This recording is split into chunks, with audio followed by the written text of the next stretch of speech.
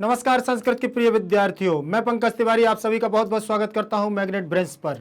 Magnet brains एक ऐसी संस्था है जहां पर दी जाती है आपको बिल्कुल ही निःशुल्क शिक्षा। चलिए हम उसी क्रम में चलते हैं। अब आज आपका होने वाला है कक्षा 11वीं शाश्वती का द्वितीय पाठ, जो हम लोग चित्रण कर रहे थे, ऋतु चित्रण, उसी का हम देखिए क्या चल रहे हैं। अब हमारे प्रश्न होंगे उसी से कि मोस्ट इंपॉर्टेंट जो जिसके लिए हमें इंतजार रहता है, अर्थात हम ये चाहते हैं कि हमें मोस्ट मिल जाए, बस वही पढ़ लें, इसके अलावा हमें कुछ नहीं पढ़ना। तो हमने आपकी वो भी व्यवस्था करके रखी है कि कुछ इंपॉर्टेंट क्वेश्चन, जो मोस्ट इंपॉर्टेंट क्वेश्चन है, उनका भी हम आज आपके लिए वीडियो लेकर के आए हैं। इसीलिए आप लोग बने रहिए हमारे साथ और देखते रहिए। चलिए चलते हैं ऋतु चित्रणम, दूसरा पाठ चल रहा है। चलिए देखिए स्लाइड पर हमारी कौन सी, ऋतु चित्रण द्वितीय पाठ, मोस्ट इंपॉर्टेंट क्वेश्चन। चलें आगे चलेंगे। हम ये देखेंगे सबसे पहले परीक्षा उपयोगी ही प्रश्नाः, अर्थात परीक्षा से उपयोगी जो हमारे बहुत सारे प्रश्न बनने वाले थे, आज हम उनको लेकर के आए हैं आपके लिए। तो आज तो आप लोग हो जाइए प्रसन्न और लगे रहिए हमारे साथ। इन प्रश्नों को करेंगे हम क्या, हल। चलिए पहला प्रश्न आया है हमारा कि रामायणस्य रचयिता का। देखिए षष्ठी विभक्ति लगी है, रामायण के, षष्ठी के चिन्ह है हमारा का, के, की, ना, ने, नी, रा, रे, री। ये कारक हम लोगों को थोड़ा सा अध्ययन करना पड़ेगा। बिना कारकों के हम अर्थ निकालने में बहुत कम सक्षम हो पाते हैं। अगर हमारे पास कारक चिन्ह है तो कारकों से हमें बहुत सारी चीजें मिलती हैं। कारक के साथ हमें फिर रूप विभक्तियों का अध्ययन हो तो हम बहुत जल्दी अर्थ निकालते हैं। रामायण से रचयिता का, रामायण के रचयिता कौन, ठीक है ना। रामायणस्य रचयिता वाल्मीकि ही अस्ति। और हम लोगों ने पहले की क्लासों में आपको ये पढ़ा भी है कि रामायण महाकाव्य है, आदि महाकाव्य है। इसके लेखक कौन है, वाल्मीकि द्वारा रचित यह हमारा आदि महाकाव्य है, ठीक है ना। तो इसकी रचयिता कौन, वाल्मीकि। दूसरा प्रश्न है संस्कृत साहित्य, अर्थात संस्कृत साहित्य के आदि महाकाव्यम किम मन्यते। संस्कृत साहित्य में या संस्कृत साहित्य का आदि महाकाव्य क्या है। आदि महाकाव्य बताने की आवश्यकता नहीं है। सबसे प्रारंभिक, आदि माने सबसे प्रारंभिक महाकाव्य कौन सा है, तो आपको हर जगह प्रसंग में आपको लिखा मिला है कि ये आदि महाकाव्य क्या, रामायणस्य क्या है, संस्कृत साहित्यस्य आदि महाकाव्यम रामायणम मन्यते, रामायण को माना जाता है। और वो भी रामायण कैसी, रामायण कई लोग मानते हैं एक रामचरितमानस भी है जो तुलसीदास जी ने रची हुई है, ठीक है ना, और ये हमारी वाल्मीकि जी ने लिखी हुई है। तो रामायण और रामचरितमानस में वर्णन श्री राम का है, लेकिन रामायण मूल रूप से संस्कृत में है और रामचरितमानस मूल रूप से अवधी भाषा में लिखी गई है। उसके रचयिता हमारे तुलसीदास जी हैं रामचरितमानस के, और रामायण के रचयिता कौन, वाल्मीकि, ठीक है ना। तो याद रखिएगा कि रामायण महाकाव्य है और रामायण के महाकाव्य माना जाता है कौन सा महाकाव्य, आदि महाकाव्य, ठीक है ना। अगला प्रश्न आया है रामायणे, रामायण में प्रकृति चित्रणम कीदृशम वर्तते, अर्थात रामायण में प्रकृति चित्रण, प्रकृति का चित्रण कहां पर हुआ है और कैसा हुआ है, ऐसा भी कह सकते। रामायण में प्रकृति चित्रणम, रामायणे प्रकृति चित्रण, यहां सप्तमी लगी हुई है, याद रख लेना, ठीक। सप्तमी का एक वचन, जैसे रामे वैसे रामायणे। प्रकृति चित्रणम अति मनोरम हृदय आकर्षकम अस्ति, कैसा है रामायण में प्रकृति का चित्रण कैसा किया गया है, तो आप देख लें अति मनोरम, बहुत ही मनोहर मई है, आकर्षक है, ठीक है ना। हृदय को क्या है, लुभाने वाला है, हृदय आकर्षकम, अर्थात हमें ऐसा लगता है कि जब हम ये रामायण में प्रकृति का चित्रण पढ़ते हैं या हम षड ऋतुओं का वर्णन पढ़ते हैं तो ऐसा लगता है कि मानो हम स्वयं वहां पर बैठे हुए हैं और उस मनोहर दृश्य का हम क्या ले रहे हैं, आनंद ले रहे हैं। और उस मनोहर दृश्य से ऐसा, क्योंकि अपन लोगों ने देखा है श्लोकों में कितना अच्छा वर्णन किया हुआ है कि नदियां क्या है, बह रही हैं, नदियां बह रही हैं और वनांता, वन के जो भाग हैं, अंतिम भाग हैं प्रदेश के, जो वन प्रांत के, वो क्या है, शोभायमान हो रहे हैं। और मत गजाह नदंती, मत गजाह माने हाथी, क्या कर रहे हैं, चिघाड़ रहे हैं, गरज रहे हैं। और प्रिया विहीना, प्रिया विहीना मतलब जो अपनी प्रिया पत्नी से, प्रेमिका से विहीन होकर के, वियुक्त होकर के क्या कर रहे हैं, अपने अपने ध्यान में लगे हुए हैं। तो इतना सुंदर वर्णन शरद ऋतु, हेमंत ऋतु, शिशिर ऋतु, वसंत ऋतु, ग्रीष्म ऋतु आदि का वर्णन, हालांकि ग्रीष्म ऋतु का इसमें वर्णन नहीं किया गया है, लेकिन तो षड ऋतुओं का वर्णन यहां पर हुआ है। तो उन्होंने कह दिया है क्या, हृदय आकर्षकम, हमें ऐसा लगता है कि मानो हम वहीं पर विराजमान हैं। तो रामायण में प्रकृति का चित्रण अति मनोहर है और हृदय आकर्षकम चास्ति, और हृदय को आकर्षित करने वाला है।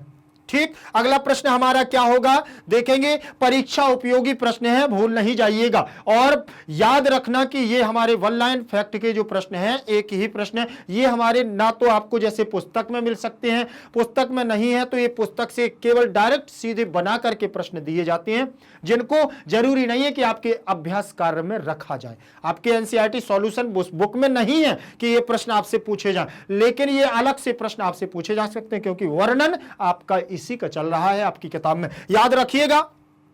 अगला प्रश्न हमारा क्या है, प्रचुर मनमथा को माशा। प्रचुर मनमथा, मनमथ का मतलब हमने बताया था कामदेव, और प्रचुर माने अत्यधिक, अत्यधिक काम की वासना, अर्थात मिलने के लिए आतुर, अपनी पत्नियों से मिलने के लिए आतुर, अपनी प्रेमिकाओं से मिलने के लिए आतुर, काम में वशीभूत, ऐसा कौन सा मास होता है, वर्णन किया गया है। प्रचुर मनमथा वसंत माशा अस्ति, वसंत ऋतु जैसे ही लग जाती है तो मान के चलिए कि चाहे वो कोई भी प्राणी हो, जीव जंतु हो, सब अपनी अपनी प्रेमिकाओं से मिलने के लिए क्या होते हैं, आतुर होते हैं। महीधराणाम महत्सु श्रृंगेशु विश्रम विश्रम के प्रयांति, पर्वतों के महान शिखरों पर विश्रम माने बार बार विश्राम करके कौन प्रयांति, कौन चले जाते हैं, तो वारीधराः महीधराणाम, वारीधराः महीधराणाम महत्सु श्रृंगेशु विश्रम पुनः प्रयांति, कौन चले जाते हैं, वारीधरा माने पानी को धारण करने वाले, अर्थात मेघ, बादल चले जाते हैं। वर्षौ प्रिया विहीना किम कुर्वन्ति, वर्षा ऋतु में प्रिया से विहीन लोग क्या करते हैं, तो या वर्षौ प्रिया विहीना ध्यायन्ति, वर्षा ऋतु में क्या करते हैं, याद रखना कि प्रिया से विहीन लोग क्या कर लेते हैं, ध्यान करते हैं। चलिए आगे देखेंगे, बहुत सुंदर चित्रण उन्होंने किया है, ये ऋतु चित्रण पाठ ने तो मन मोह लिया है, ठीक है ना, याद रखेंगे। अगला प्रश्न है हमारा, कम परिपोषयित्वा तोयधरा प्रयातः, कम माने क्यों, परिपोषयित्वा कम माने क्या, लोकम किसको, कम क्या किसको, याद रखने ना, कम कह कम केन कस्मई कस्मात कस्य कस्मिन, ये कह के हमारे रूप चलेंगे किम के, ठीक, किम माने क्या होता है, उसी के आधार पर हमारे रूप चलते हैं।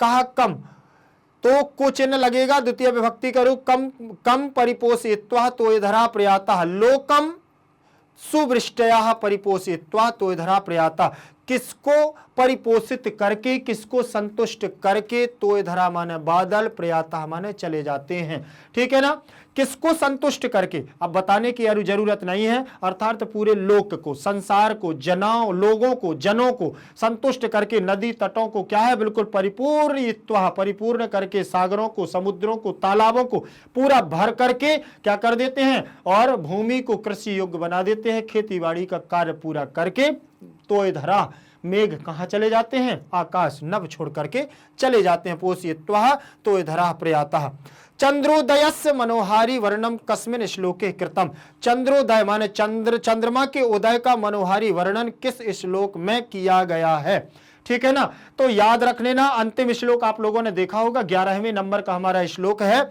उसमें लिखा हुआ है कि चंद्रोदयस्य मनोहारी वर्णम एकादश श्लोके कृतम, याद रखना 11वां श्लोक हंसो वाला श्लोक है ना, जो उसमें आप लोग पढ़ना, उसमें चंद्रोदय का वर्णन हुआ है, चंद्रोदय चंद्रमा कैसे प्रतीत हो रहा है, जैसे याद करो, जैसे क्या बोले, जैसे चांदी के पिंजरे में अगर हंस को बंद कर दिया जाए तो वो शोभायमान हो रहा है, और मंदराचल पर्वत की गुफाओं में सिंह को बंद कर दिया जाए तो वो शोभायमान होता है, और मदमस्त हाथी पे किसी एक वीर को अस्त्र शस्त्रों के साथ उसको रणभूमि में भेज दिया जाए तो जैसे वो सुशोभित होता है, वैसे ही क्या है, बोले चंद्रोदय, आकाश में चंद्रमा क्या हो रहा है, शोभायमान हो रहा है। ऐसा मनोहारी वर्णन एकादश माने 11वें श्लोक में ही किया गया है, ठीक है ना।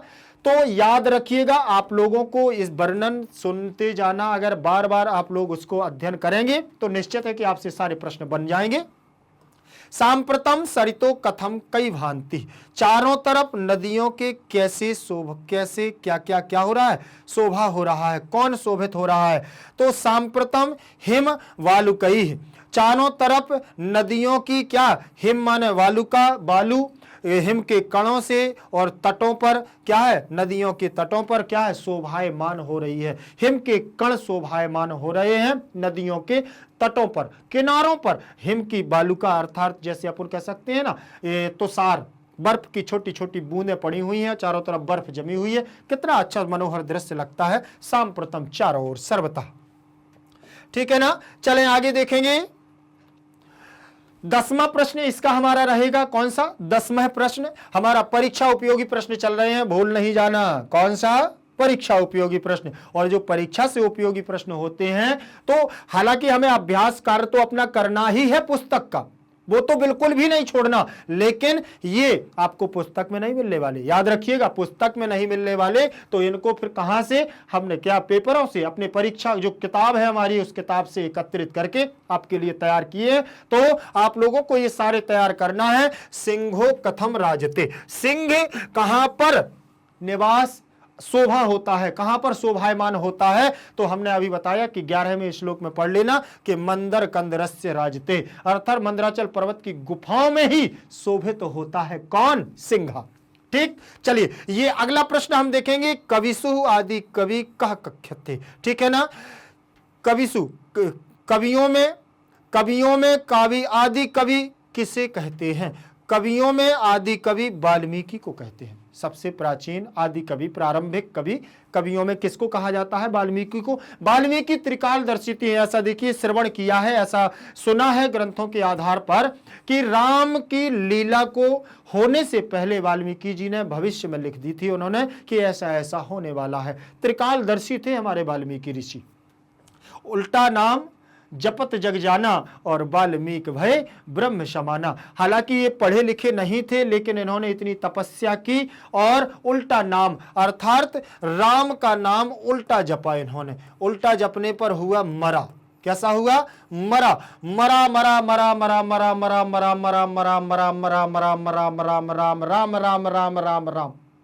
इस प्रकार से इन्होंने उल्टा नाम जपते जपते जपते जपते राम का नाम यहां इसमें से निकलने लगा, और तभी से यह क्या हो गए, उल्टा नाम जपत जग जाना वाल्मीकि भय ब्रह्म समाना। तो कवियों में आदि कवि कौन, वाल्मीकि। किसको कहते हैं, वाल्मीकि को। वीरो कथम राजते, वीर पुरुष कहां शोभायमान होता है, जल्दी से बताओ। अभी अभी जस्ट पहले मैंने बताया आपको, बताएं जल्दी से। वीरो कहां राजते, बताएं जले। गर्भित कुंजरस्था, मदमस्त हाथी की पृष्ठ पर, पीठ पर अगर वीर शोभित हो जाए, पृष्ठ पर चढ़ जाए और बैठ जाए, अस्त्रों शस्त्रों को ले ले, तो वो शोभायमान होता है। वीर की असली जगह तो वही होती है, ठीक है ना। चलिए कोई नहीं, आगे तैयारी आप लोग बढ़िया से करते चलिए, बाकी आपको हम सारी चीजें देते जाएंगे क्रमबद्ध तरीके से। याद रखिएगा, ये आज की क्लास हमारी यहीं तक रहेगी। ये हमारे लिए क्या थे, परीक्षा उपयोगी प्रश्न। तो आप लोग ध्यान बने रहिए। ये हमारी जो मैग्नेट ब्रेन्स हमारी संस्था है, यहाँ पर आप लोगों को क्या बिल्कुल निःशुल्क शिक्षा दी जाती है। निःशुल्क शिक्षा के साथ साथ यहाँ चाहे सीबीएसई हिंदी मीडियम हो, सीबीएसई इंग्लिश मीडियम हो, चाहे यूपी बोर्ड हो और चाहे बिहार बोर्ड हो, समस्त बोर्डों की यहाँ पर दी जाती है आपको उच्च शिक्षकों के साथ उच्च हाई क्वालिटी की आपको शिक्षा। इसीलिए बने रहिए हमारे साथ मैग्नेट ब्रेन्स पर। धन्यवाद।